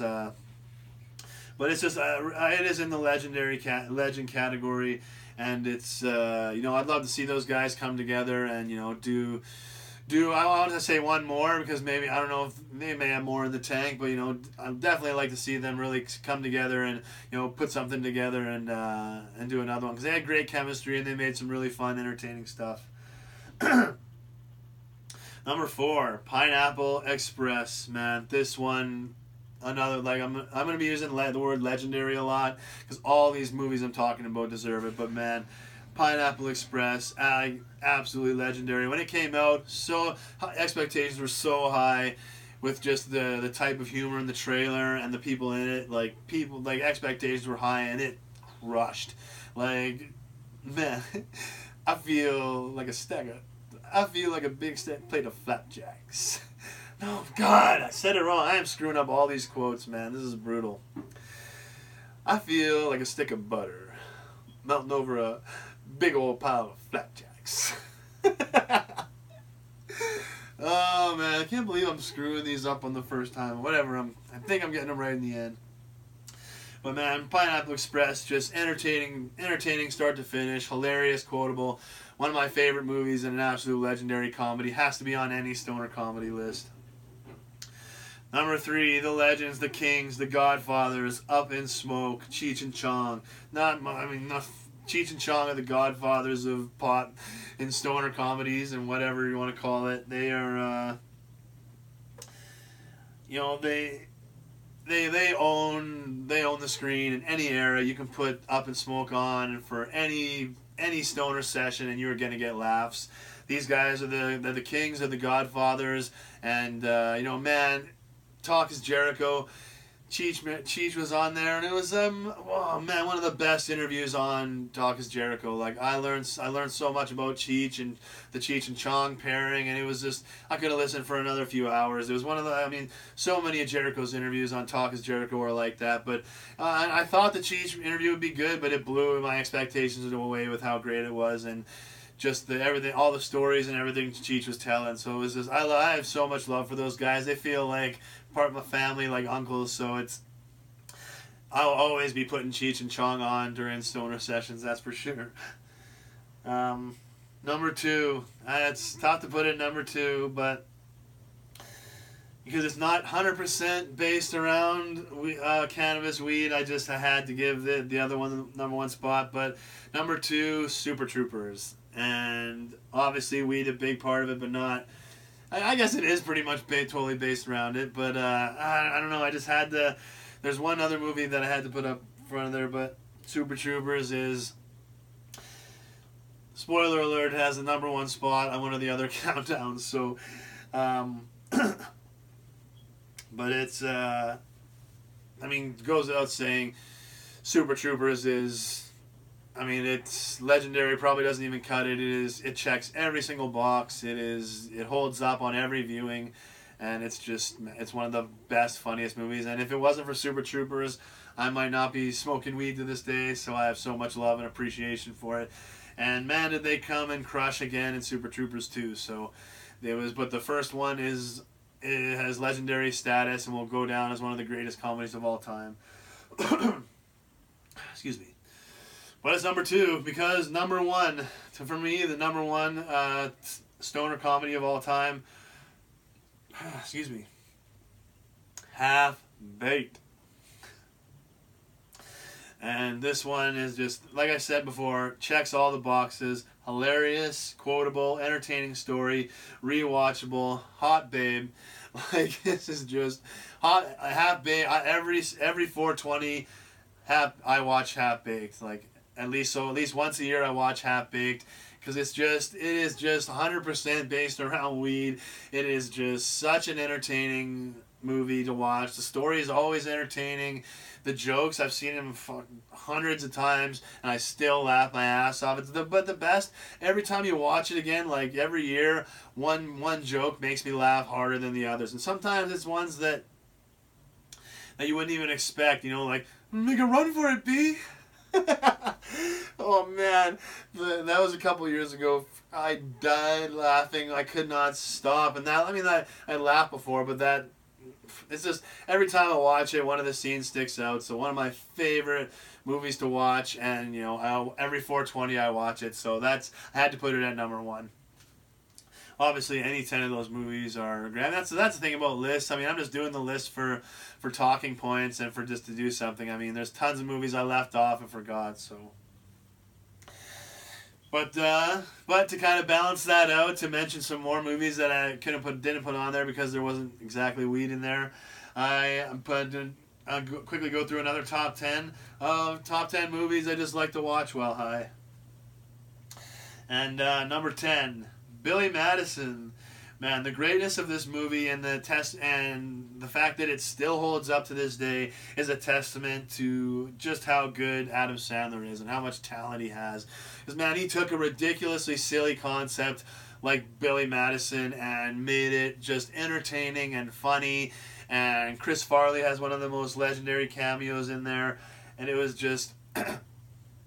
Billy Madison is one of those movies that's like, you wouldn't think that it holds up when you think about it on paper, but like you put it in, you watch it, and you just laugh as hard as you ever did, if not harder.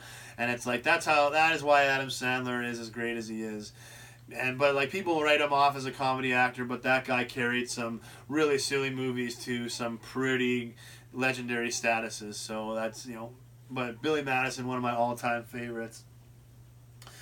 Number 9, Rush Hour 2. Man, that one also checks all the boxes. One of the most quotable movies. Me and my cousin Dan, man, quote that movie all the time. It is just, Chris Tucker was so funny, man. Carter, y'all look alike. You right, 'cause I don't even understand what you just said to me right. Oh man, I love Rush Hour 2. It really kind of broke my heart to hear that Jackie Chan looked down on the Rush Hour movies as lowbrow kind of crap. That like America loves this. Like, that's some of the best work you've ever done, man. I don't think you understand the mix between action and comedy with a little bit of serious thrown in there. Like, it's not easy to do, and you guys, those two crushed it. That's why Rush Hour 3 completely phoned in as just I won't even watch it. I don't even consider it part of the set. So it's like, but Rush Hour 2, the greatness of that can never be taken away. It is one of the funniest quotable movies, and it is one of my. That's why of these top 10 are movies that I know when I watch them, I know I'm gonna laugh my ass off. And every time I watch Rush Hour 2, I laugh my ass off. Number 8, Kingpin. Man, maybe just for the legendary performances from Woody Harrelson and Bill Murray, but man, like, I love Kingpin. I always loved the story. I thought it was just so entertaining to watch. The jokes made me laugh, and it was one of those. It's just like Billy Madison, or no, just like Half Baked. Jeez. Just like Half Baked. And every time I watch it, another joke stands out and makes me laugh harder than I did the other time. So I've always loved Kingpin, and it's like one of the most legendary comedic performances by Bill Murray and Woody Harrelson. Randy Quaid too. It's just all around an amazing, amazing movie. It was just one of my go-tos for sure.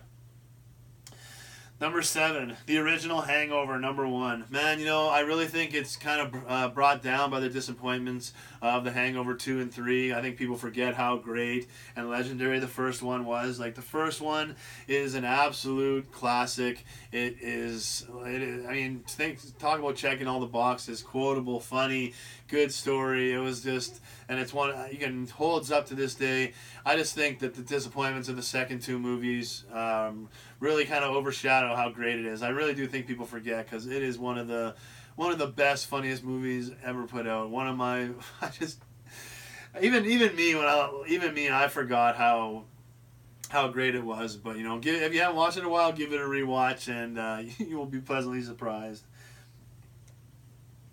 Number 6, Old School, man, the launching pad for my boy Will Ferrell. Like, Old School is one of the, like, that was one of the earliest quotable movies for me. I quoted that movie so much. I watched it so much. Like, when we watched that movie, I can't believe we didn't get sick of it with how much we watched it. Like, we watched over and over again, and it is just, you're my boy, Blue. I need you more than ever. I fucking need you more than.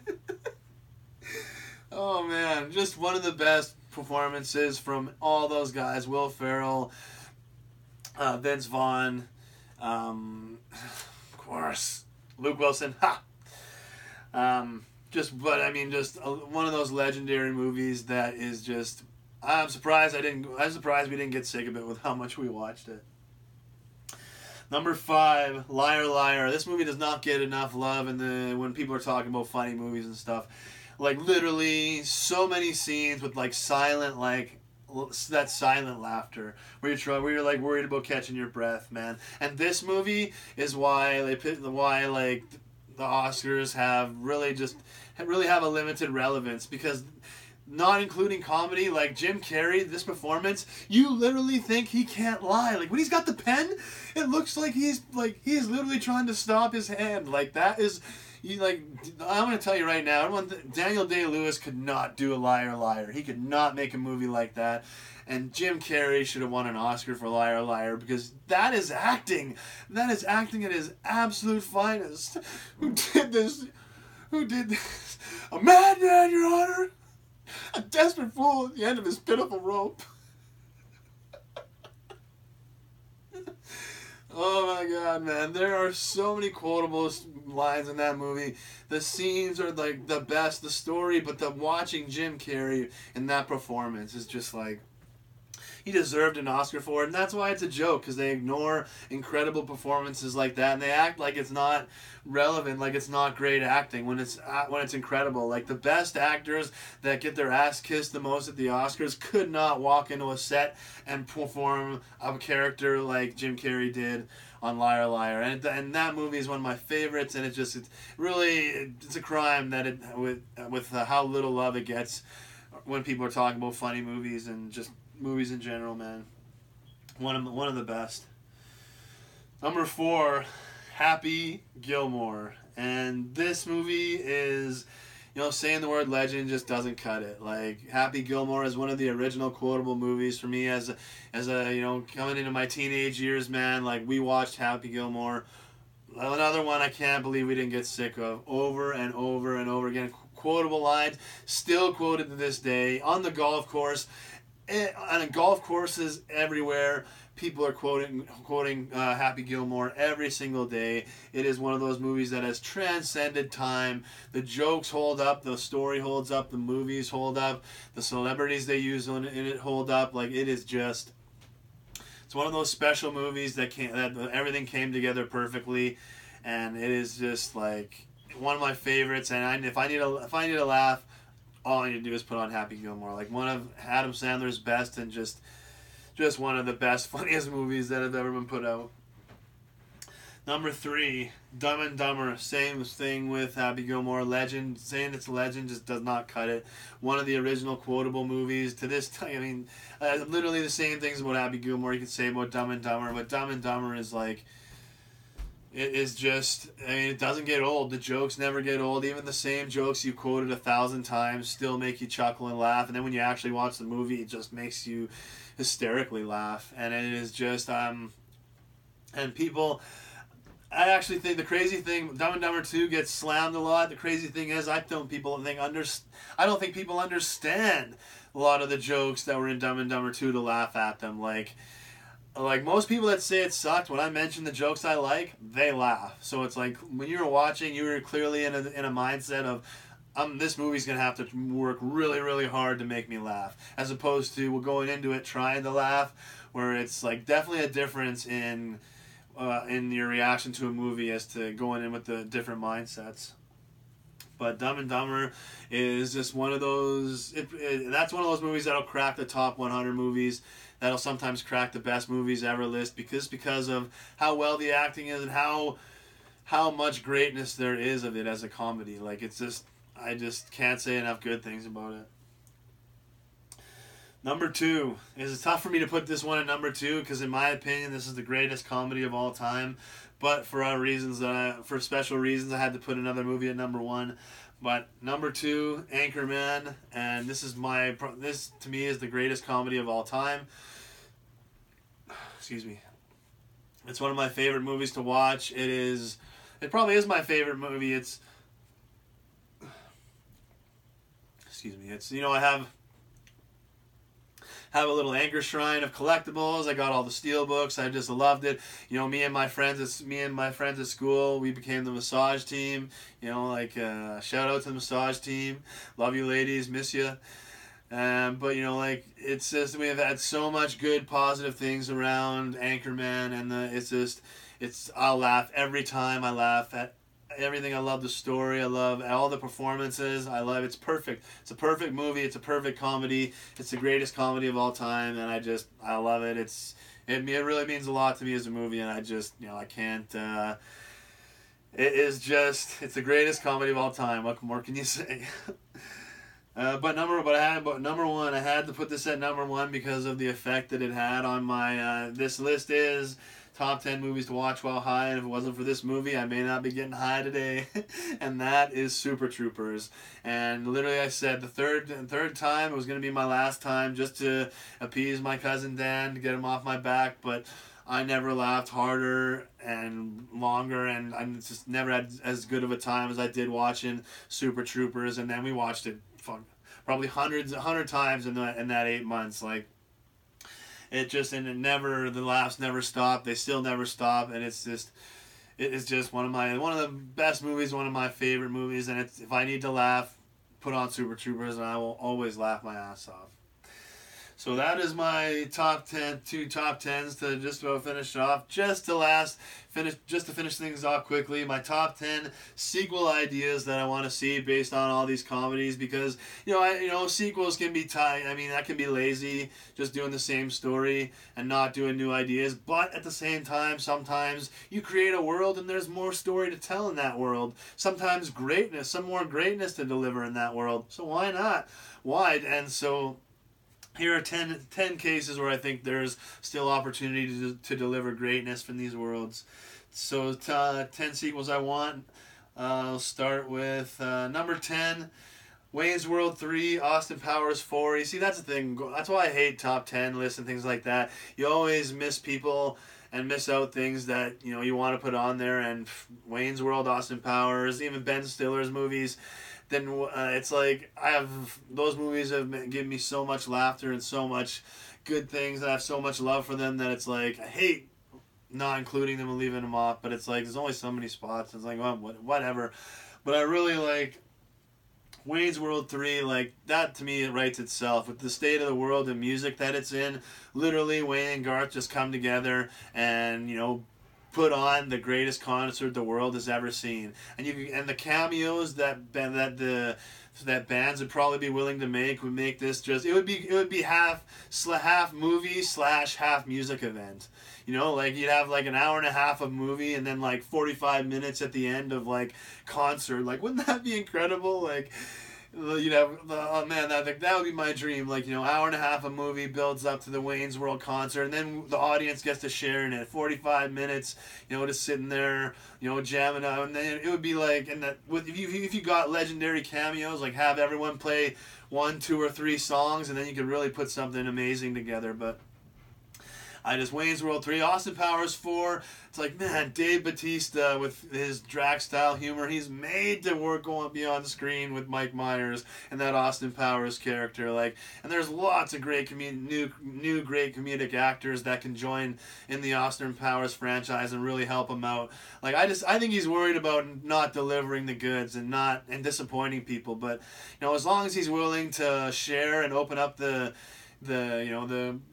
creative process a little bit, and I think they write themselves, especially Wayne's World 3.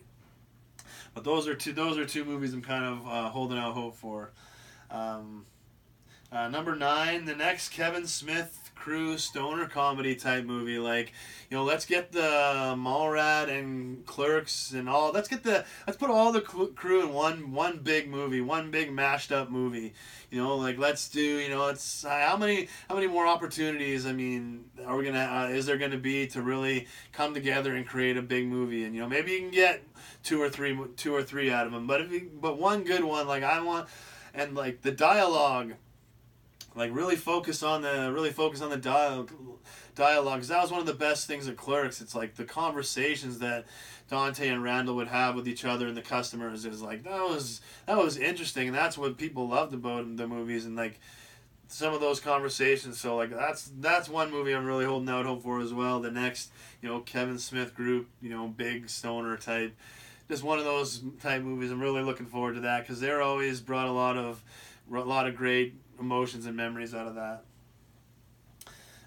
Number 8, get off Cheech and Chong's lawn, man.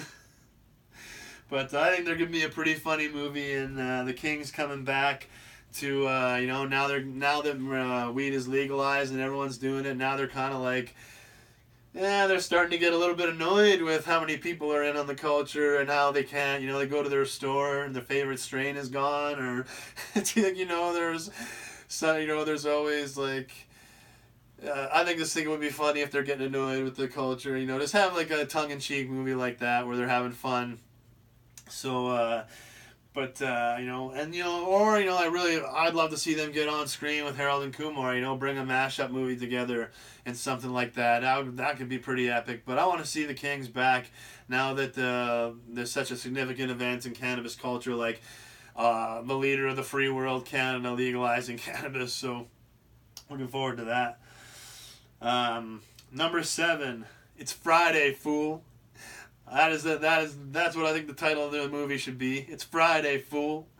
But we need another one, man. Like there's a lot more people that could join in. The old crew is still there, and maybe Chris Tucker be willing to come back and have a little role in the new one. But man, we need the Friday crew back together to give us another great stoner comedy. Because when was the last one we've had? And man, like everyone wants to make some money, so let's go. The Friday crew. If you guys come together and do it right, and are able, and everybody was able to get back into that world, into those characters, not in our world, in that Friday world, man. Like, and that's the thing about all these sequels, that you got to get back. You got to do them in the worlds you created here, not bring them into our world. Do them in the worlds that you created here, and whatever timelines and things happened in that world, well, whatever, man. But you got to create them back in that world. Number 6, Rush Hour 4. Where in this one where they actually try, but Rush Hour 3 was such a disaster and such a phoned-in performance that, I hate the word owe us, but they owe us Rush Hour 4. They owe themselves Rush Hour 4, a great one. Come together, great comedy, great action, great story. That's what Rush Hour delivered in the first 2 movies, and on an elite level. And the fact that they went from here all the way to the bottom in Rush Hour 3, that's embarrassing, man. We're like, they need to come back for Rush Hour 4 and deliver what they know they can again. And they have to just try. As long as they're not looking, this is their franchise. This is their legacy. Like, look at this as man, this is what you're going to leave behind, man. So you need to make this last movie as great as possible. Rush Hour 4, man. You guys, you don't owe it to us, even though you do, but you don't owe it to us, you owe it to yourselves. Number 5, Happy Gilmore 2, man. Like, and you got like, and instead of the FedEx Cup, the Hooters Cup. Giving a little shout out to Big Daddy, another Adam Sandler legendary classic movie. But Happy Gilmore 2, man, that would be so much fun. Like, I guarantee, Shooter has become such a fan favorite and legend. Like, Happy Gilmore 2, this time Shooter is, on Happy's team, and Happy has to win the Hooters Cup, but there's one of the strategy is like, he's got to send some of these guys to other tournaments to beat guys chasing him. So now we can Shooter goes out to a tournament, we can cheer for him. It's that could be a lot of fun, and the other characters that you could bring on, that could be a lot of fun. So Happy Gilmore 2 and Happy trying to win the Hooters Cup, I think could be that could be a lot of fun. But there's so much they could do with it, and I think there's a lot of potential. Still a lot of potential for greatness in the story, though. Still there. So, I'm really hoping that Happy Gilmore 2 becomes a reality. Number 4, Kingpin 2. Man, like we need a rematch. We need a rematch. the Rubber Man versus Bigger, and like this needs to go. That was one of the most crushing defeats in movie history when Roy lost to Bigger, and man. And even though he got the endorsement in the end, like, we need to see that Roy Munson victory, damn it. And but I don't know if the Fairley brothers will give it to us. It's like, maybe it's like Lloyd Christmas getting on the bus afterwards. It's like Roy Munson will get to the finals, he'll get to that final role, but he'll never be able to get that last strike, or to keep that last strike from coming to win it. So I want to see Kingpin 2. I think Bill Murray could still put in an amazing performance as Bigger, and Will Ferrell. Will Ferrell has never been a bowler. Like I said, I've put it out there before. Will Ferrell as the next big Amish bowler, going against the 3 Bigger. Randy Quaid's character, damn it, I forgot. Ishmael, and Roy. Man, like, I think there's still, once again, lots of potential for greatness in the story. So I really hope that Kingpin 2 is something that becomes a reality. Number 3 and 2 are movies that the Broken Lizard crew promised us if the Super Troopers 2 delivered at the box office and did really well, which it did. I think it more than doubled its budget, which is a huge profit, which should show the movie studios that, if the story is done right and, you do this movie right, people will come out to see it and deliver. So next time around, maybe the studios will step up with more advertising budgets, more production budgets, more budgets to bring in more cameos, pay some more actors to bring them in. So, and at the same time, keep in control with the guys, because these guys had complete control. They're the ones that delivered a movie that was, obviously it's not going to be as great as the first, because the first one is one of those shining stars that, is like a comet, man. It doesn't happen every. You might get one. If you get one, you should be happy with that, because if you get most of the time, you're not getting more than one. So it's like, but the fact they were able to do it, it's like, but they said Potfest, Super Troopers 3, and with how they were able to, I think now that the hard part, getting back into it after such a long gap, that's the hard part. They were able to do it with Super Troopers 2.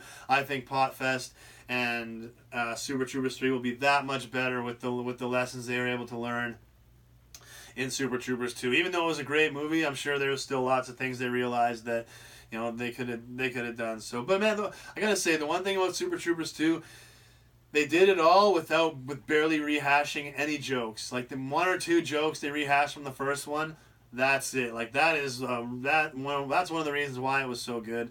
But the one joke I expected and wanted them to rehash, they didn't. The syrup joke. They were in Canada and they didn't do a syrup joke. Like, they didn't really do anything at all. Like, I expected like the thing to come down to a syrup chugging contest. I really did.